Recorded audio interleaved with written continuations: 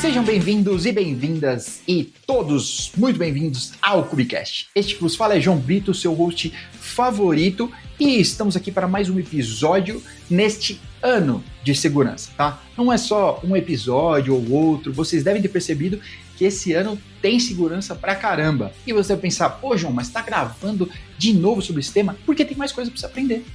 Porque eu vejo que vocês não estão acompanhando o episódio inteiro, eu sei de tudo isso, eu monitoro bem monitoradinho esse episódio, tá bom?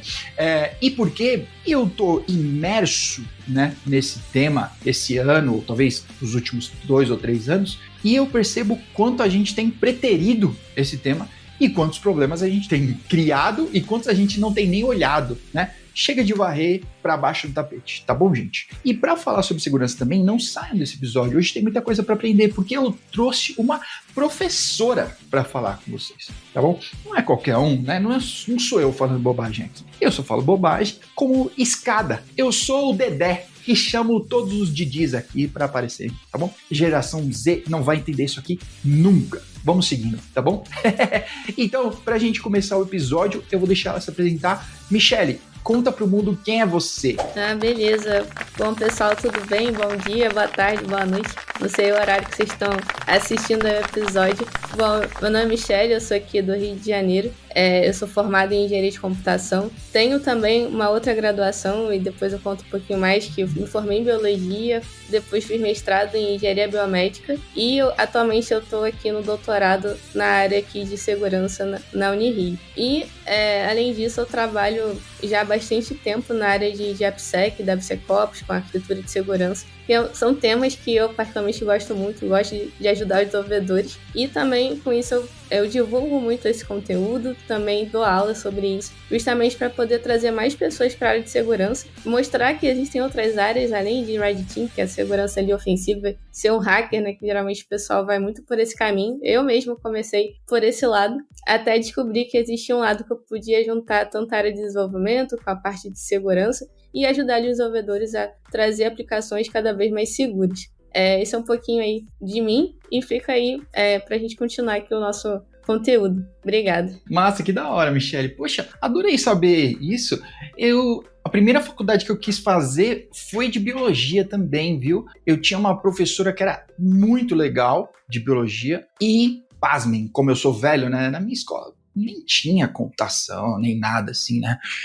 Para vocês terem ideia, quando eu estudava, depois que eu saí da escola, a gente colocava no currículo que sabia internet e Office, né? Hoje, se alguém colocar, eu sei internet. Parabéns, você sabe falar? Nossa, que grande ponto que você tem no seu currículo, né? Então não tinha como, na escola, né, ter gosto por computador, assim, essas coisas. Biologia eu achava muito da hora, assim. E hoje você consegue...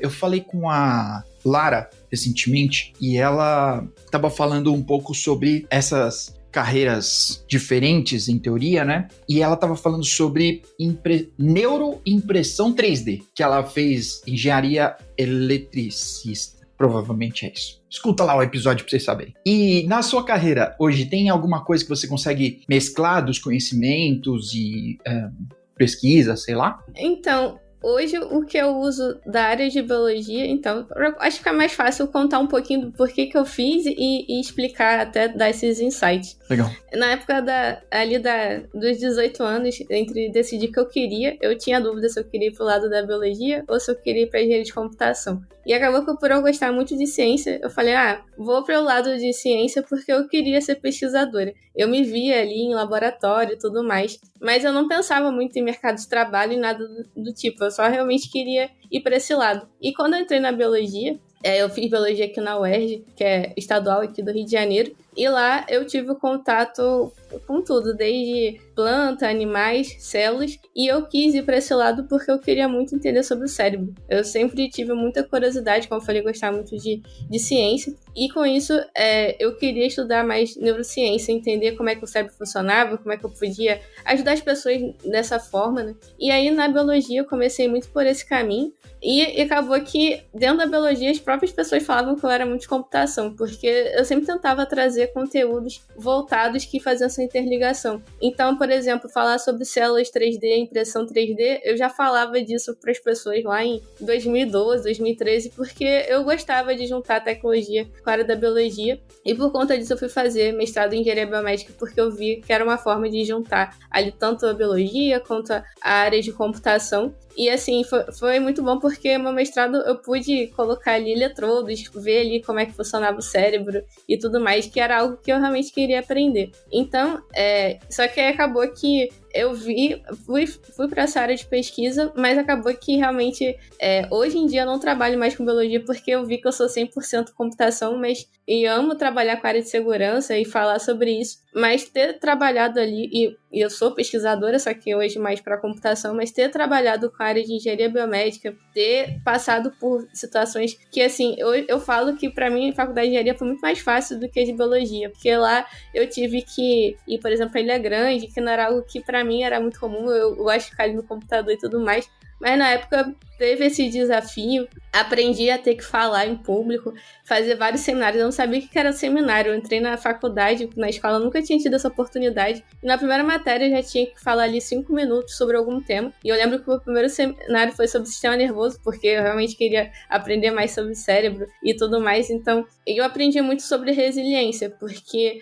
durante essa época, como eu falei, foi bem mais complicado, porque eram coisas que para mim não eram tão triviais, mas que me fez ser uma pessoa que hoje lida muito bem com pressão. Assim, quando tem algum problema, um incidente, algo nesse sentido, eu não sou aquela pessoa que fica nervosa. Eu tento primeiro resolver e depois eu penso em outras situações, porque realmente eu consegui aprender assim, o que me deixa mais calma, o que é mais difícil, e realmente ter passado por situações que eu não considerava tão triviais me ajudou nesse caminho. Então, ter tido essas skills, ser muito autodidata também, porque principalmente faculdade pública, você não tem muita opção de... O professor não vai te passar tudo para você aprender. Geralmente você tem que ir atrás, pesquisar em livro, e isso foi muito nesse caminho, assim, tanto a biologia quanto a área de computação. Mas, assim, eu fico muito feliz de ter feito as duas faculdades, porque realmente trouxe essas skills que só com a computação eu não teria. Justamente de ter que lidar ali com diferentes tipos de cenários. Eu lembro que durante a faculdade, assim, uma das primeiras matérias, como eu falei, a faculdade tinha um projeto em Ilha Grande, eu tinha que acordar tipo 3 da manhã para pesar folha, por exemplo, para poder ver ali quanto tempo demoraria para perder ali a questão da água e depois fazer o gráfico sobre isso, criar algum tipo de hipótese do que poderia ser. Então, são situações que a gente passa e hoje em dia eu acho muito mais fácil realmente o que eu faço em relação a isso. Mas foi um caminho muito bom. E também por conta disso, assim, eu fiz o mestrado junto com a graduação em engenharia de computação. Então, eu terminei as disciplinas do mestrado e fui fazer um estágio. Então, foi tudo muito junto. E justamente, assim, eu não percebia que estava sendo... Que, assim, hoje falando, parece que realmente é difícil. Na época, óbvio que não era tão fácil, mas eu não sentia, assim, esse peso. Justamente por gostar do que eu estava fazendo e conseguir realmente essas skills que eu comentei. Então, saber pesquisar, ser autodidata, saber questionar, ver uma informação e você querer buscar a fonte daquilo ali é muito importante. E isso veio muito com esse lado da pesquisa e com a biologia também. Que massa! Eu ia começar falando sobre coisas técnicas, mas eu mudei de ideia, já que você estava citando algumas dessas soft skills que foram muito hard, né, que você as adquiriu de forma hard. Eu queria saber qual delas você considera hoje uma que faz diferença na sua carreira, assim, e como foi a luta para adquirir, né? Você começou falando sobre falar em público, seminário e etc, né? Porque a gente vê que em faculdades técnicas, né, de engenharia, por exemplo, computação e etc, não dão uma atenção extra a isso, né? E a gente chega no mercado cru, né? Não consegue fazer uma reunião, né? Perde a paciência muito rápido com uma opinião contrária, não consegue, né, um debate assim. Então, me conta aí um pouco. Não, é exatamente isso. Você saber falar com pessoas e lidar com pessoas assim, é uma skill que é muito importante, principalmente quando a gente trabalha com a área de AppSec, desenvolvimento seguro. A ideia é o quê? Você ajudar desenvolvedores, você mostrar que segurança tem que ser algo proativo e não esperar ter um incidente, ter uma vulnerabilidade para você corrigir. Então, você mostrar isso, ou seja, tentar convencer convencer que realmente a segurança é importante, que senão você vai ter ali problemas financeiros, por exemplo, é um ponto muito importante. E realmente ter aprendido a escutar e saber o momento de conversar, falar um não quando é necessário, porque às vezes as pessoas querem tentar bypassar a segurança também,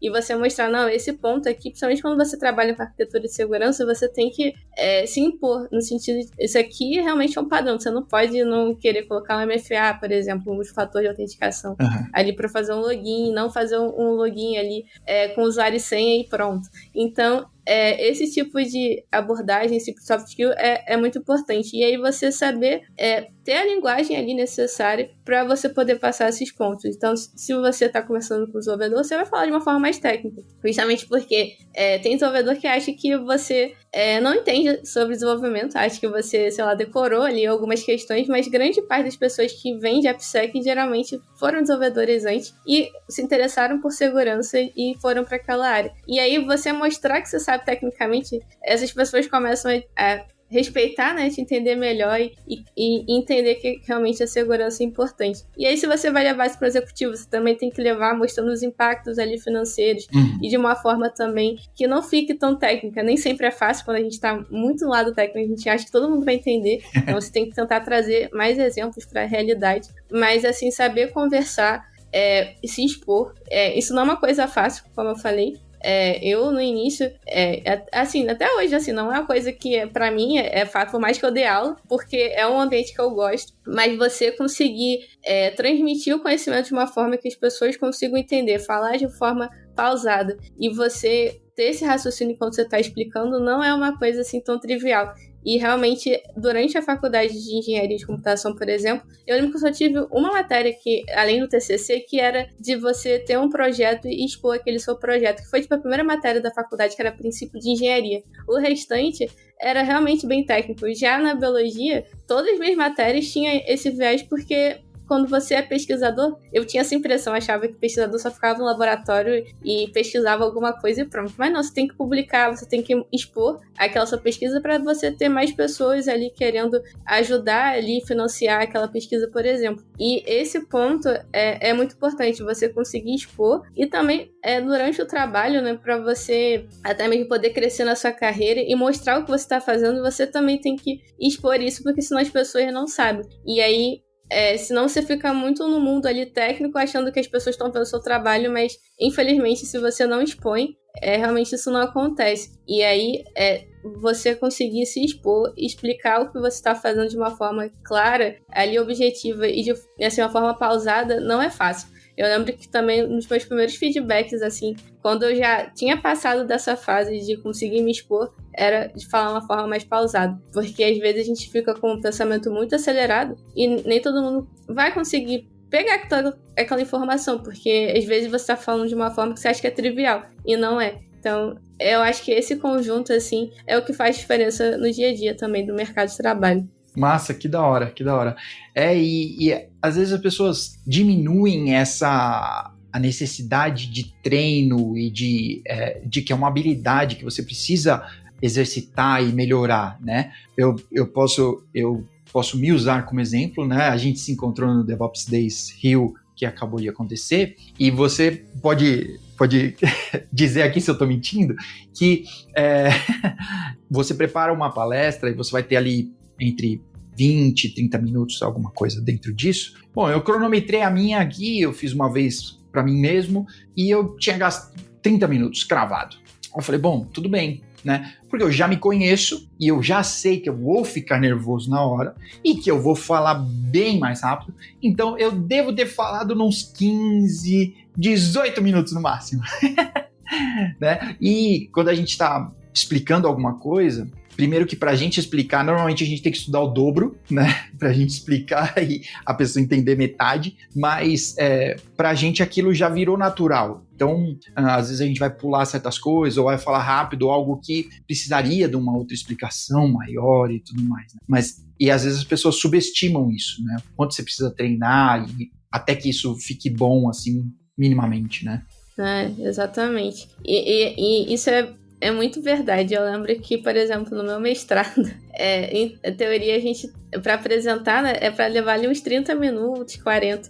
Eu lembro que eu demorei uns 20, para você ter ideia, porque realmente eu queria que aquilo passasse muito rápido. E realmente, aí a gente sabe que isso acontece. Assim, com o tempo, quando a gente começa a dar mais aula, a gente começa a descobrir esses pontos que a gente, às vezes, tenta acelerar e começa a usar também, por exemplo, para fazer perguntas, pedir para as pessoas interagirem, e esse tipo de situação ajuda a gente conseguir aumentar ali o tempo ali da aula, o tempo de você, e até mesmo da pessoa conseguir assimilar aquelas informações. Então também acontece isso. Dá tempo da gente respirar um pouco, né? Tomar um gole d'água. Muito bom, muito bom. Exato. Tá bom. Olha, esse episódio tem mais esse viés, assim, né, pra quem tá escutando até aqui, de que como ir pra área de AppSec. E aí, esse episódio não é patrocinado pela Lura, mas poderia, viu, Alura? Ou a Luri, que tá escutando aí, né?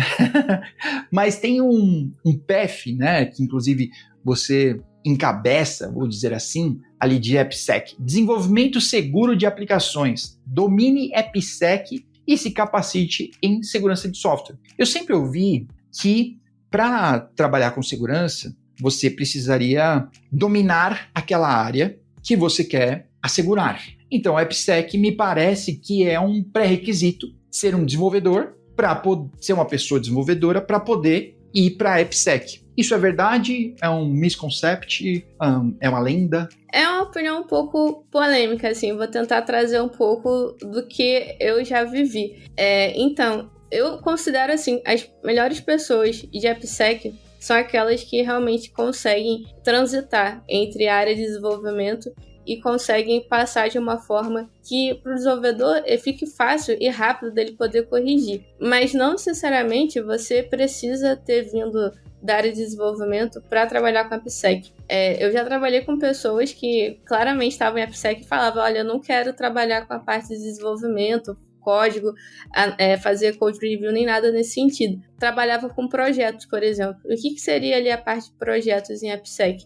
Pode ser, por exemplo, um programa de Security Champion que você pode passar alguns tipos de conteúdo, não necessariamente sobre código, mas que ajudem a identificar pessoas que queiram entender mais sobre segurança e que elas vão disseminar segurança para dentro ali das equipes. Uhum. E aí você pode ajudar, por exemplo, ensinar o que é uma senha segura, você pode ir para um caminho mais de explicar o que é segurança ali da informação, mas que essas pessoas vão levar ali para dentro dos times e vai disseminar esse conhecimento. Mas também tem uma outra parte. A gente tem várias ferramentas que a gente adiciona, por exemplo, em pipeline, ferramentas que ajudam no processo ali do dia a dia, porque a AppSec tem uma área específica que é DevSecOps. Isso às vezes surge essa dúvida, mas eu sempre falo que a AppSec seria um todo e DevSecOps estaria ali entre uma das skills que um profissional de AppSec pode atuar. E com isso, você tem, por exemplo, ferramentas para poder analisar código, que é, por exemplo, que a gente tem um teste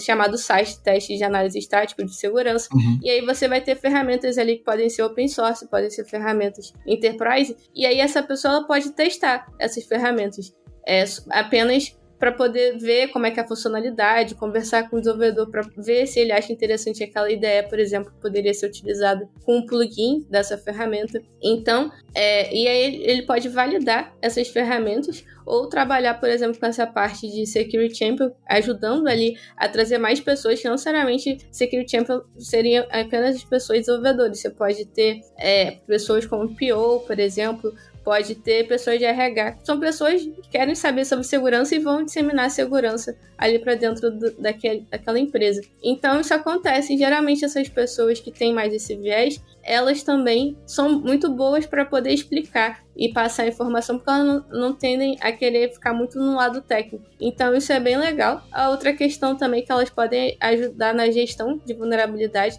Nem sempre a AppSec vai para esse lado, mas tem lugares que colocam a gestão de vulnerabilidade junto com a AppSec, que é o que? Você olhar ali nessas ferramentas, ou como eu comentei, que trazem vulnerabilidade, podem ter falsos positivos, e criar dashboards para isso também, para poder ajudar a diminuir e conscientizar ali aquele ambiente sobre as vulnerabilidades. Então, não necessariamente você precisa saber de código, mas se você sabe sobre código, você entende como corrigir, você acaba indo muito pelo caminho de analisar o código ali das aplicações, criar ferramentas para a área de segurança, por exemplo. Hoje em dia, principalmente com IA, isso tá bem comum de você tentar automatizar e colocar ferramentas que consigam ajudar ali nesse dia a dia também. Ferramentas, por exemplo, criando o que a gente chama de pull request ali dentro do GitHub, colocando código, e aí nesse código ser analisado por uma ferramenta nesse sentido para poder encontrar vulnerabilidade. Então hoje isso é algo comum e essas pessoas que têm essa skill de código, elas tendem a ir mais para esse lado de ferramentas, no lado de construção, mas não necessariamente precisa ir por esse caminho. Ou então a questão de arquitetura, dependendo de onde você trabalha, a arquitetura pode ser muito técnica, se você é uma pessoa que tem essa bagagem técnica e quer mostrar ali quais seriam os principais padrões, mas dependendo se aquele lugar tem um guideline já de padrões, a pessoa que não é tão técnica, ela vai pegar aquele guideline e vai perguntar isso para a pessoa ali, para onde ela trabalha, para ver se a pessoa está seguindo aquilo ou não. Então, depende muito do lugar, do cenário, mas assim, existe caminho para os dois, mas eu particularmente, sempre que alguém quer começar para a área de AppSec, eu recomendo sim saber sobre segurança, desenvolvimento seguro, e eu sempre falo para as pessoas irem muito pelo caminho de tentar construir uma aplicação que tenha vulnerabilidade. Hoje em dia com IA é muito fácil, mas assim, eu peço para as pessoas tentarem quebrar a cabeça usando, por exemplo, o guideline da OWASP, porque com isso a gente consegue saber as principais vulnerabilidades, a gente tenta quebrar, né, a aplicação, colocando vulnerabilidade, e dessa forma você vai tentar resolver, mitigar essas vulnerabilidades. E aí isso te traz vários mindsets que te ajudam nessas áreas que eu comentei aqui. Uhum. Ah, que da hora. Eu dei uma olhada, eu conheci, talvez recentemente, né, eu tive um pouco mais de contato com OWASP fora de containers. Então, eu já estava habituado ali com aquela parte, mas eu conheci um pouco mais, inclusive no episódio 180, né, a gente deve estar no 185 agora, se eu tiver certo. Mas no 180 eu falei com a Caroline Assunção sobre isso, né? A gente se encontrou num meetup da OWASP, inclusive eu recomendo, quem estiver ouvindo aí, vá, tem muito para aprender assim, mas tem lá, né, aplicações com vulnerabilidades, né, para você identificar, você tentar burlar alguma coisa, você conseguir analisar isso, né? Eu achei muito, muito da hora, porque tem muito passo a passo ali, né, para você aprender. Então, sobre aprender, para quem não sabe, aqui a Michelle mantém um blog lá no Medium, eu vou pôr o link aqui, e que eu gostei muito do seu roadmap de DevSecOps, mas é triste ao mesmo tempo, porque ele é infinito, gente, é muito grande. Olha, ela colocou o link do MindMaster, né? E tem coisa, gente, é triste. Eu tô rolando aqui enquanto eu falo com vocês e é grande, tem muita coisa. E tem um lado só de programming e vai quebrando pros outros, né? E de DevOps tem muita ferramenta. Eu não conheço metade. Meu Deus. Vou parar de olhar, vou ficar perdido aqui. Mas olha, para quem quiser estudar, tem bastante coisa ali no próprio blog. E eu gosto desses roadmaps, né? Eu inclusive gravei um vídeo recente sobre o roadmap de DevOps, que eu acho legal para quem está começando. É difícil quando você está começando e você bate o olho aqui, tá bom. Dentre todas essas coisas, qual eu começo ou qual sequência eu sigo, né? Porque às vezes, não sei se isso já aconteceu com você, mas você está estudando uma coisa lá na frente e aí você vai estudar uma próxima coisa 2, e você pensa, poxa, se eu tivesse estudado invertido isso, seria muito mais fácil, né? Se eu tivesse estudado redes primeiro e Kubernetes depois, ficaria muito mais simples sua vida. Então eu queria saber com você se tem uma dica assim sobre estudos, né? Já que o roadmap é bem grande, de tipo, olha, começa por essas coisas. Além do Homem de Ferro, acho que ninguém, né, começa a voar primeiro e andar depois. Normalmente a gente anda primeiro, corre, quebra uns dentes, depois a gente... Não, foi legal. Você perguntou aí sobre o roadmap. Eu resolvi criar justamente porque não vi algo nesse sentido. Geralmente, assim, até para trazer um pouquinho de contexto de DevSecOps, eu lembro que a primeira vez que eu ouvi falar de DevSecOps foi na Globo. na época, eu não trabalhei no time de DevSecOps, trabalhei no Red Team, mas lá foi a primeira vez que eu vi esse conceito. E aí eu achei super interessante, porque eu descobri que era uma coisa que eu queria fazer, que era trabalhar com desenvolvedores, mas mostrando o foco de segurança, ajudando a corrigir, porque quando eu trabalhava com pentest, eu encontrava ali as vulnerabilidades nas aplicações e eu via, às vezes, essa mesma vulnerabilidade em várias aplicações, porque o pessoal, distribuiu o código. E aí eu via que eu gostava de ensinar. Tipo, não vamos deixar isso acontecer de novo. E aí, por conta dessa questão, eu comecei a pesquisar coisas nesse sentido, e aí eu descobri ali livros e também eu vi alguns indianos que criaram ali alguns cursos voltados para essa parte, e assim, tudo em inglês. E aí eu falei, uma das coisas que eu quero ajudar é justamente trazer esse conteúdo mais para português, que a gente não vê isso acontecendo. E aí, por conta disso, eu acabei indo por esse caminho. E falando das pessoas, do que elas deveriam estudar, assim, se ela tem esse foco, assim, a primeira coisa que eu sempre falo é que segurança tem a base. A gente sempre fala estudar sobre sistema operacional, redes e programação. Agora, para a área de DevSecOps e AppSec, vamos tentar generalizar assim, eu acho que se a pessoa não tem a base primeira de programação, eu acho que esse é o principal ponto. E aí o pessoal pergunta, qual linguagem começar? Eu particularmente acho que Python é a principal linguagem, porque se você vê até mesmo os scripts ali que o pessoal usa, CVEs, para poder testar ali as vulnerabilidades, geralmente o pessoal usa muito Python para começar, porque é uma linguagem ali que ela acaba sendo mais intuitiva que outras linguagens, não é fortemente tipada, assim como a gente tem ali em Java e coisas nesse sentido, então isso facilita muito. E geralmente nos lugares que eu trabalhei,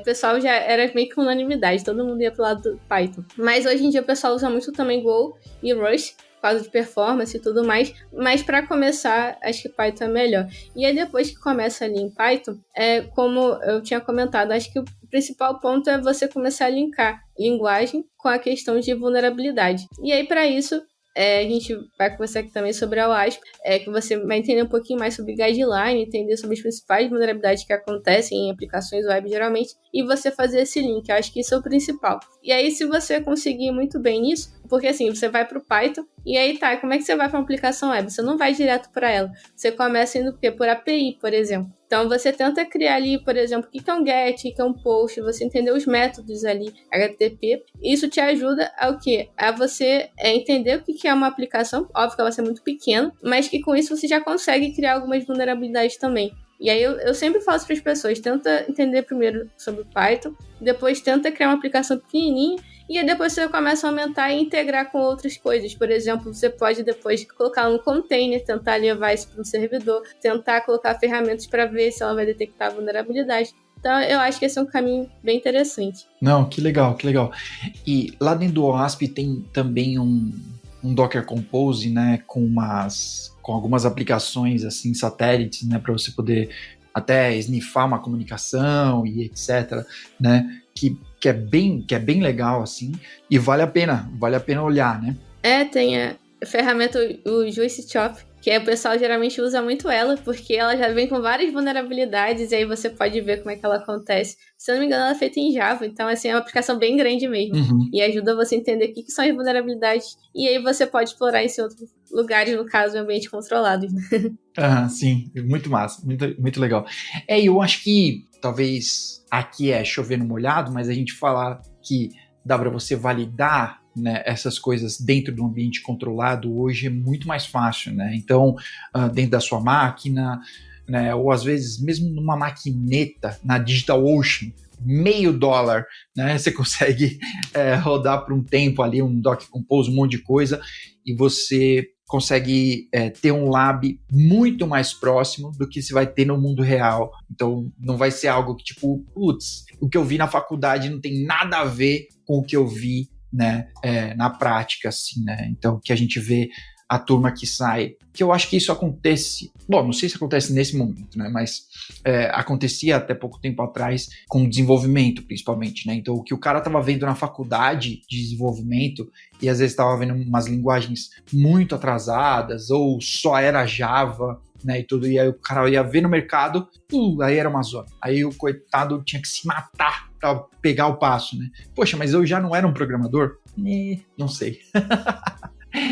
Tá bom. Fora o OASP, teria outro, não sei se é órgão, comunidade, vou chamar de comunidade, similar assim, que a turma poderia ficar de olho para poder ter mais conhecimento assim e poder pegar dali? Olha, realmente a UASP ela acaba sendo a principal fonte que a gente tem para poder de guideline, porque ela realmente é muito focada ali na parte web de aplicações e ela, como a gente conversou aqui, ela tem várias ferramentas, tem outros guidelines não só para web, API, mobile, que aí ela realmente consegue instruir bem. E ela consegue ter, por exemplo, guideline para você ver a maturidade de segurança dentro daquele ambiente, usando, por exemplo, calculadora com ASP-SAM. Então, realmente é o melhor lugar assim, para poder começar, principalmente quando a gente fala em AppSec. Acho que realmente vale mais a pena. Da hora. Você citou umas coisas de SAST, né? Então a gente já falou em outros episódios aqui de DAST, SAST, essas coisas todas. E quando a gente está falando de DevSecOps, a gente vai fatalmente cair no pipeline, no CI/CD, mas a gente também fatalmente cai no lance de segurança não é um plugin, né? Não dá para instalar a segurança lá no seu pipeline e pronto, né? npm install sec. Não é assim que funciona, pessoal. E eu já falei em outros episódios sobre shift left, né? Então eu queria saber com você até sobre o que conecta com o que você estava falando antes, sobre o convencimento, né? Como trazer para os times esse conhecimento, não só o convencimento, mas o conhecimento de que trazer segurança para o início é muito mais vantajoso para todo mundo, né? Seja para a empresa, para o ROI, para o produto, para não ficar resolvendo pepino lá na hora de soltar a feature, que dá muito mais trabalho, então, sei lá. Como você acha, ou que argumentos você consegue trazer assim na prática para a galera poder utilizar assim também no dia a dia, né? O primeiro ponto é que, assim, quando a gente fala em AppSec, a gente pensa muito em questão de cultura, justamente porque a gente quer trazer a segurança desde ali do início do ciclo de desenvolvimento do software, e a gente sabe que não é algo que é tão rápido disso acontecer. E aí acaba tendo alguns caminhos, né? Um é a questão de liderança, você ter ali gestores que estão alinhados com a estratégia, entendem que segurança vai trazer impactos financeiros se você não seguir esse caminho, porque se você trabalha num banco e tem ali uma vulnerabilidade que o pessoal soube que pode ser explorado, a pessoa vai querer não deixar mais o dinheiro ali, por exemplo. Então, tem esse caminho e muitas das vezes, infelizmente, a segurança não é proativa. As pessoas tentam fazer só após incidente, isso é muito ruim. Então, tem um lado do convencimento. E aí, como eu falei, vai muito com a questão de liderança, mas também existem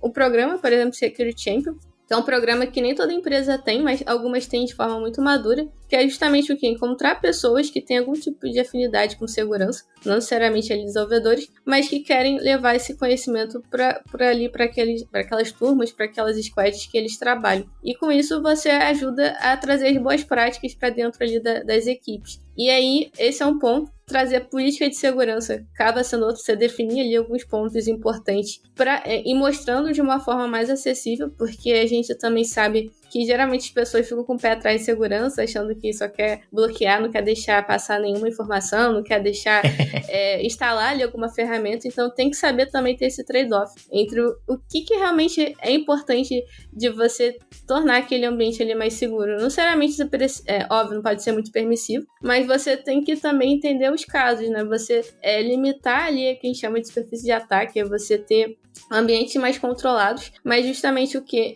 Pensando em cada tipo de cenário e perfil daquele ambiente. E, obviamente, você ter ali pessoas levando essa informação, tendo ali de uma forma mais acessível, isso acaba ajudando também. E a outra forma acaba sendo a forma assim contrária, mas que também funciona, por exemplo, se essa parte de cultura não está funcionando, é você usar, por exemplo, a questão de esteira, que foi algo que você comentou aqui, que é você ter uma pipeline onde você vai colocar algumas ferramentas ali de segurança para começar a fazer as pessoas entenderem que tem alguma coisa ali analisando e que em algum momento isso pode ser bloqueado. Justamente porque a esteira vai fazer com que as pessoas veem que tem algum tipo de informação que não pode ir para produção. E aí você tem um caminho, justamente o quê? De você tentar bloquear ali a pipeline para as pessoas começarem a entender que esses pontos, né, de uma forma talvez não tão amigável, são importantes das pessoas saberem, porque senão vai gerar vulnerabilidade extremamente crítica. Por exemplo, questões de você deixar senhas ali expostas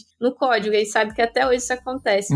Então, ter esse tipo de lado também é importante, mas é uma coisa que eu também gosto sempre de comentar, é de não colocar ali, por exemplo, você não colocar regras por questões ali de severidade, pensando em, vou bloquear tudo que é alto ou tudo que é crítico, mas sim pensando em tipos de vulnerabilidade, porque isso faz com que a pessoa consiga entender melhor o que ela está corrigindo e aí essa informação começa a entrar de uma forma mais amigável. Então esse acaba sendo um ponto. O outro também é o quê? Poxa, se a pessoa usa ali uma IDE, um desenvolvedor, no caso, por exemplo, e que ele é uma porta de entrada, né, para as aplicações, o que eu posso fazer para facilitar a vida deles? Eu posso pensar em construir alguma aplicação, no caso, para tentar ajudar, ou eu posso usar algum plugin que faça já um tipo de scan que você sabe que se você trouxesse resultado de forma local, lá na pipeline ele não vai ser bloqueado. É uma forma de você ajudar. Hoje em dia, por exemplo, é uma coisa que eu estou gostando de estudar, é a parte de MCP, que ali você tem protocolo usando ali a parte de IA, e com isso você consegue criar ali ferramentas que durante o desenvolvimento ali daquele desenvolvedor, ele pode chamar esse MCP para poder validar ali aquelas informações e de uma forma até mais rápida do que alguns plugins. Alguns plugins também atrapalham a vida do desenvolvedor, porque ele fica fazendo scan quase que em tempo real. E isso, por exemplo, já ajuda a diminuir as vulnerabilidades. Então, tem caminhos hoje em dia, como eu falei, com a questão do avanço da tecnologia, usando o IA principalmente, tem várias formas. Tem, por exemplo, questão de gamificação.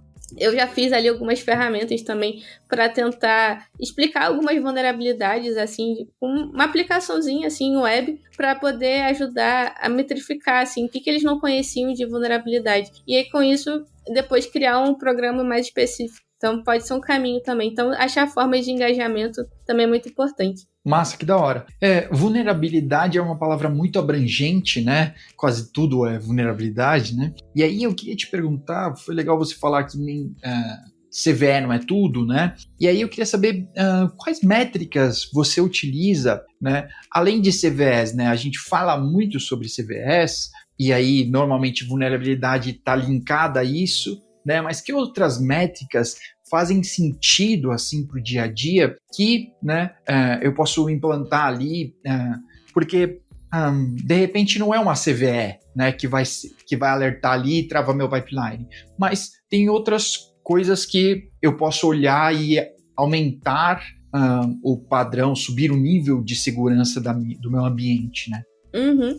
Então, existem alguns tipos de controle ou questões que, dependendo do ambiente daquela empresa, você sabe que é comum de acontecer. A gente comentou, por exemplo, CVE, que é vulnerabilidades que foram exploradas por pesquisadores ou pessoas ali que com isso você tem um banco de database mostrando ali aquelas informações, mas você também, dependendo do ambiente daquela empresa, obviamente, por exemplo, você vendo a maturidade daquele ambiente, você sabe que vai ter algumas vulnerabilidades que são comuns. E aí, para isso, não necessariamente tem um CVE que foi explorado, mas que você entende que aquele ambiente você precisa colocar algum tipo de controle para evitar daquilo ali acontecer. Então, uma das coisas que acontece também é que a gente chama de modelagem de ameaça, que é justamente o que você, conversando ali com o desenvolvedor, conversando com os arquitetos, você começa a entender a arquitetura daquele ambiente e pensar em pontos que poderiam ser explorados ali, que poderiam ser ameaças para aquele ambiente. E pensando, por exemplo, em uma vulnerabilidade que se você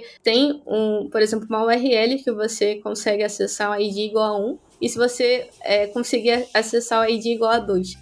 Teoricamente, você tem um problema de controle de acesso que você não deveria acessar a informação ali daquele ID igual a 2. Isso a gente chama, por exemplo, de um IDOR. E dependendo do ambiente que você está, significa o quê? Que a pessoa até consiga se autenticar, mas você não autenticou, mas você não especificou que aquela pessoa poderia acessar aquela informação. Uhum. E aí você pode tentar criar controle para esse tipo de cenário também. Então você identifica que tipos de ameaças tem aquele ambiente e com isso você tenta colocar controles específicos ali para aquela parte. Ou então, por exemplo, se você trabalha com IAC, que você tem ali ferramentas que te ajudam a subir uma instância, por exemplo, algum tipo de ambiente. Se você não colocar algum controle em cima disso, você pode criar um ambiente extremamente permissivo. E, por exemplo, hoje em dia é mais difícil, mas ter um bucket com público, por exemplo. Então, você tem que ter esse tipo de alertas e controles para impedir que isso aconteça. Uhum. Ou então de alguém tentar pegar alguma dessas informações e passar para outro lugar. Ter algum tipo de monitoramento também, porque a gente sabe que existem insiders, são pessoas ali mal intencionadas dentro da empresa que querem pegar a informação e vender. Então, você também pode monitorar, porque isso também, dependendo do cenário que você está, isso pode ser extremamente crítico. Então, a primeira parte é você entender ali aquele ambiente, tentar identificar as principais ameaças e criar controles em cima disso, além, por exemplo, da questão do CVE, porque a gente sabe que se você usa um componente que ele foi explorado e que já existe um zero day para ele, que foi o caso lá muito tempo atrás do Log4j, você vai ter que correr e corrigir aquilo. Mas, como eu falei, dependendo do cenário ali, o contexto que você está, isso também pode ser um ponto. Nossa, olha, eu vou aproveitar essa deixa do Log4j, tá? E dizer que ainda hoje, em 2020, setembro de 2025, tem gente com o Log4j habilitado, rodando tranquilamente, tá bom? Olha, pessoal, eu não vou dizer quão perigoso, né? Quão vulnerável é isso, tá bom? Já foi mais do que batido nessa tecla, inclusive aqui, tá? Mas eu gostei muito do que você disse, que as vulnerabilidades vão muito além das CVEs, mas que me parece, e aí eu vou usar esse espaço para um pequeno jabá, não pulem, que as vulnerabilidades, às vezes, elas vão poluir seus dados, né, de segurança. Então, tipo, seu container, né, ou sua aplicação ali foi escaneada e tem sei lá quantas, uma centena de vulnerabilidades. Qual dessas o Cristo do desenvolvedor vai resolver? Cara, ele vai parar de entregar feature se ele for só resolver CVE. Então, meu jabá rápido aqui para quem está desenvolvendo em containers e quiser usar imagens hardenizadas, que não tem vulnerabilidades. Então, você não baixou direto do Docker Hub, tá? Inclusive, não só o seu framework, mas também as ferramentas em geral, né? Que você tem ali rodando dentro do seu ambiente, né? Então, você tem ali o próprio cluster, você tem ferramentas, né? Como Istio, Prometheus, Grafana. Tudo isso são aplicações que têm vulnerabilidades, que também precisam ser corrigidas. Então, acessa lá, GitHub.io/0CVE. Tá? Ou agora tá saindo do forno o produto que eu venho falando há tanto tempo para vocês, e pondo a corzinha aqui, ó, core.dev, core. O pessoal é muito chique, core, sei lá que língua, tá? Então é com Q, Q-U-O-R, core.dev. Acessa lá, baixa a sua imagenzinha fina, e aí você pode cuidar das vulnerabilidades exclusivas suas, as que você injetou, né? As que você criou na sua criatividade, você que é o developer craftsman, né? Esse é o novo developer lá do LinkedIn. As que você criou, você pode atuar ali. Então, talvez você vai ter 2, 5, 10, uma dezena ali que você está cuidando, mas não uma centena, que provavelmente seria um problema insolúvel. Essa poluição de vulnerabilidades, né? E a gente recebe aqueles relatórios de vulnerabilidade que para mim nem parece uma segurança tão atrasada, eu acho, né? E até quero te perguntar sobre a sua opinião sobre isso, que, poxa, entregar um relatório, né, de segurança num PDF, que tipo, olha só, quão ruim foi o seu trabalho. Cara, pra mim isso vai nos e-mails não lidos, vai pro arquivar direto. Porque é tanto trampo, só o trampo de ler e entender aquilo já é muito grande. Como você vê isso e como você vê, se você vê alguma solução, né, para escapar desse lance de relatórios de CVEs, assim? Também depende muito do objetivo ali. Por exemplo, se você trabalha como pentester, geralmente você tem que ter um relatório para mostrar o que você explorou. Então, se você trabalha em consultoria, vai muito por esse caminho, porque às vezes é um executivo, alguém que comprou ali aquele seu pentest, então acaba que é necessário nesse caminho. Agora, se é uma ferramenta, eu concordo que é bem chato você receber aquele e-mail mostrando ali, sei lá, sua aplicação agora tá com 10 vulnerabilidades. Aí é difícil alguém parar para olhar. Então, a gente tem algumas medidas assim que ajudam de uma forma mais proativa de você tentar resolver. Por exemplo, dependendo do ambiente que você trabalha, você vai ter ferramentas que se integram. E aí uma delas pode ser criar ali algum card para você, por exemplo, um Gira, um Trello, alguma ferramenta nesse sentido, que ela já vai estar linkada ali com o seu nome, e isso te ajuda de uma forma mais rápida de você conseguir corrigir. Outras soluções por exemplo, pensando em questões de CI/CD, é justamente o que? Você tem um report, no caso, eu usava muito isso no GitHub, que você consegue colocar ali dentro dele, acho que é GitHub Summary, que você consegue colocar as vulnerabilidades logo que você faz ali o commit. E aí, com isso, ele vai tentar analisar ali a aplicação e trazer já ali para você com a linha específica. Isso te ajuda de uma forma muito mais rápida você já corrigir antes de você fazer um merge, por exemplo. Então, ou você tem ferramentas que tem plugin para esse caminho também. Mas esse tipo de situação, como eu falei, dependendo para qual tipo de escopo, ajuda bastante. Você ter um bot ali que te ajuda a mencionar e você saber onde está acontecendo. Porque a ideia é de você fazer isso de uma forma rápida e não esperar ter um relatório e ter essa informação. É justamente enquanto você está desenvolvendo, que vai muito aquela ideia que a gente conversou do Security Shift Left, e já poder corrigir para justamente porque lá quando for em produção, ou você ter ali um pentester que vai ser a pessoa que vai tentar atacar, dependendo se ele é um pentester ali que tem um Red Team, geralmente interno você vai muito para o meio de homologação. Agora, se você contratou uma consultoria, algo nesse sentido, você vai muito pelo caminho de você ter um pentest ali de forma externa, então ele vai tentar atacar muito o que está ali exposto ali em web. Então, você só vai descobrir aquela vulnerabilidade depois, sendo que alguém já poderia ter explorado. E aí eu concordo que é muito chato você esperar para receber um relatório com isso. Então, depende muito ali do cenário. Mas, como eu falei, tem formas, porque o principal ponto é o quê? Cultura e engajamento. Acho que isso que faz realmente a segurança ser envolvida, né? Hoje em dia, eu sempre falo que segurança tem que ser um requisito ali funcional, que é importante ali para aplicação e não ser algo que você só vai fazer depois ou porque o time de segurança pediu. Não, tem que ser parte ali da cultura. Massa. Nossa, gostei muito. Você fez um apanhado aqui, conectou no final. Professor, é outro lance, né? Eu queria, para finalizar, a gente começou falando para quem está entrando nessa carreira, falando um pouco sobre o meio aqui, e a gente falou em outros episódios sobre o DevOps, né, que vai para o staff, né, para carreiras ainda, carreira em Y, etc., né? Para AppSec, né, você falou aí do Champion, né, do Pentester, dentro de AppSec ali DevSecOps, que não é cargo tanto quanto o DevOps não é cargo, mas as coisas são como são. Então eu queria saber, dentro de AppSec ou dentro de segurança aí, para onde ir, né, depois disso? Se tem algumas outras áreas, assim. Não, isso é uma pergunta muito boa, porque basicamente, acho que o que eu vivo hoje em dia, né, de ser especialista ali em AppSec. E o que seria isso, né?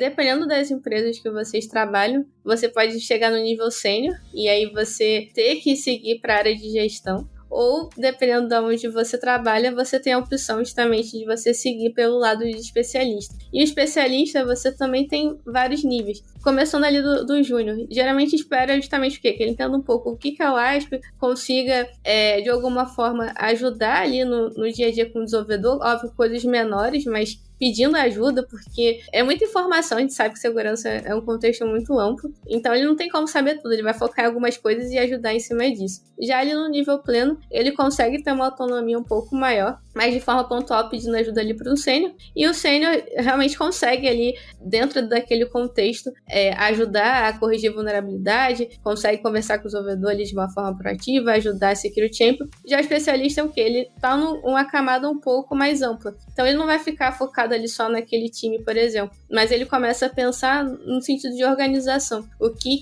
pode ser feito que vai impactar realmente a organização.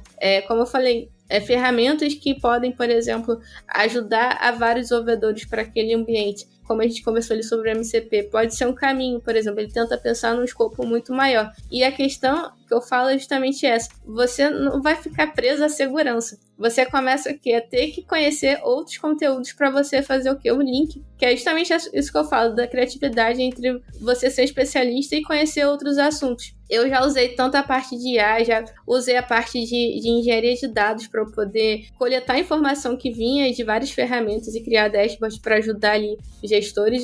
Isso que, teoricamente, não é de segurança, mas que eu tive que entender ali como usar Airflow e coisas nesse sentido para poder sair desse mundo. Ou então criar aplicações do zero e ter que fazer o deploy dela usando ali Kubernetes, entendendo o que é cluster, colocando as regras de segurança para não tentar não falar com outras redes e coisas nesse sentido. Então, você começa, o seu escopo fica muito maior, e aí por isso que eu falo que é tão legal você saber sobre desenvolvimento, porque meio que essa skill te ajuda muito, porque você começa a inovar por esse caminho. Uhum. Então, assim, quem quer seguir pelo lado de especialista, tem muito caminho, mas aí você tem que realmente conhecer outras coisas além do foco de AppSec em si. A gente conversou aqui sobre o Kubernetes, entender o que é uma API e como você desenvolver, você vai colocar a aplicação em produção, porque a ideia é você ajudar no contexto de segurança, mas que impacte ali toda a organização. Uhum. Nossa, que legal. Eu adorei isso que você falou, porque eu acho que você finalizou muito bem, né?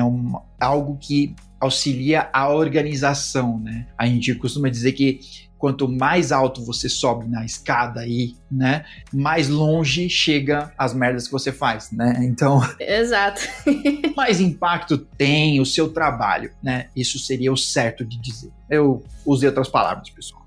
E quando você coloca algo em produção que vai impactar todo mundo, é complicado. Você tem que avisar todos os gerentes, tem que avisar os diretores, explicar o que vai acontecer, o que pode dar de errado. Mas sim, faz parte do desafio também. Massa. Muito legal. Michelle, adorei nosso papo. E pra gente terminar com o clima lá em cima, assim, tranquilidade, nossas recomendações pro pessoal relaxar, pro pessoal fechar a aba do roadmap de DevOps, de DevSecOps também. E tipo, tá bom, eu olho isso depois. Sua recomendação, Michelle? Então, tava até acontecendo agora, eu não sei qual foi o resultado, mas eu sou tricolor. Então, assim, tava passando aqui o jogo Fluminense e Bahia, espero que o Fluminense tenha passado, mas eu não sei. Era uma recomendação aí, poder assistir o futebol. Após isso, é sempre bom. Eu, particularmente, sou muito apaixonada por futebol, por mais que seja de TI, então é uma recomendação que eu deixo. Outra também é assistir as séries na Amazon. Tem uma em particular que eu gosto de assistir, mas também tá acabando. Eu não me lembro exatamente o nome, mas é sobre verão, que tem ali uma menina e 2 meninos principais aí, que tem um triângulo amoroso que tá passando na Amazon. É um caminho também, se alguém quiser assistir e relaxar. É aquelas séries, assim, bem adolescente, mas é ótima também pra esquecer aí os problemas do trabalho. Massa, da hora. É isso aí. Também eu gosto muito de assistir. Tem uma boa notícia pra você: Fluminense e Bahia, tá? 2-0, tá? Pro Fluminense. Mentira, passou. Aí. Então deu certo, passou pra próxima fase, que bom. Porque quando a gente começou a gravar, tava 0-0. Olha aí, tá vendo? Pra vocês verem como a gente grava tarde, pessoal. A gente dedica, Michelle, obrigado pelo seu tempo. Dedicando a noite e o tempo que seria do Fluminense pra compartilhar. Isso aí, gente. Olha só, que prioridade. A minha recomendação é quase um pedido de desculpas pro mundo, porque eu não acredito que em 2025 eu não tinha assistido ainda Predestinado, que é de 2014. Tá? É do Ethan Hawke, é um filme de ficção, assim, não sei se você já assistiu, Michelle. Não assisti não, não? Já gostei da recomendação. Tá no Prime? Sei lá, acho que tá no Prime. O Google tá dizendo que tá no Prime. Mas eu não acredito que eu não tinha assistido, mas eu não assisti porque eu tinha um péssimo amigo, né, que dentre as coisas ruins que ele fez pra mim foi dizer que esse filme era ruim. Gente, o filme é top, tá? Primeiro, é com o Ethan Hawke. Ele é top. O Ethan Hawke, ele só fez um filme que é mais ou menos, que é aquele que eles levaram 12 anos, sei lá, 20 anos para filmar. Ele tá nesse filme aí, que eles vão filmando e vai envelhecendo no filme. A coisa mais legal que tem no filme é que eles não trocam de ator quando envelhece, é o próprio moleque, tá? Tirando isso, o filme é água com açúcar. Mas Predestinado não. Predestinado é um ótimo filme de ficção, tá? Que dá um nó na cabeça, tem que ter paciência para poder assistir, porque Você só vai entender as coisas no final. E a minha recomendação conectada aqui nesse filme é que tem um canal no YouTube, tem vários canais desse tipo, né, que explicam o filme, que fala detalhes que você perdeu, easter egg, essas paradas assim, né? Tem um que se chama Sessão Nerd, tá? É com o Ranieri. Eu adoro esse canal, eu assisto sempre. Ele tem um vídeo de tipo uns 15 ou 20 minutos assim, só falando do Predestinado. Eu vou deixar os dois links aqui, ó, que é muito legal. Assistir o filme e assistir a análise do cara depois, você fala, é mesmo, eu não vi isso aqui. É um ótimo filme de ficção, pessoal. Assistam, vale a pena. Bom, eu vou deixar, Michele, você assistir os gols da rodada, tá bom? Descobrir como é que o Fluminense fez. O Fluminense passou. Como é que eles fizeram gol de bicicleta lá, espero. Eu não sei nada de futebol. Eu sei lá o que acontece no futebol, tá bom? Mas, Michele, eu quero te agradecer muito. Obrigado pelo seu tempo aí, sua disposição de compartilhar aí. Pessoal, sigam ela, os links estão aqui em todo canto, tá bom? Mandem dúvidas, fala pra ela, olha, gostei do seu curso, gostei do seu blog e etc, tá? Obrigado demais, Michele. Se você quiser deixar umas últimas mensagens aí pro pessoal, é seu momento. Primeiramente, agradecer esse espaço, o convite, que assim, eu fico bem feliz de poder compartilhar um pouco do conteúdo, explicar um pouco como é que foi passar por essas fases até chegar ali especialista, explicar um pouquinho sobre a PSEC, como eu falei, eu gosto muito de falar sobre esse assunto, e agradecer assim a oportunidade, foi muito legal aí poder te conhecer aqui, conversar com você por vídeo, mas eu tive a oportunidade de falar lá pelo DevOps Day Rio, o que foi muito legal também, uma surpresa muito positiva, que eu vi sua palestra e um pouquinho depois ter essa oportunidade de estar aqui com você. Massa, que da hora, que da hora. Bom, muito obrigado, Michele, mais uma vez pelo seu tempo. Parabéns e muita força aí para esse doutorado. Obrigada. Eu imagino que deve ser muito difícil. Eu mal terminei o Mobral, deve ser muito difícil chegar até o doutorado. Eu só sei falar bobagens aqui no Cubicast e por isso a gente se vê no próximo episódio, pessoal. Não saiam sem clicar nos links, sem mandar para alguém esse episódio, tá? Para ele parar de cometer erros e containers com root direto, tá bom?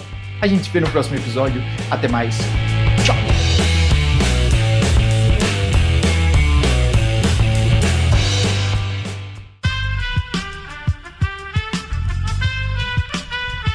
Esse podcast foi editado por Aerolitos Edição Inteligente.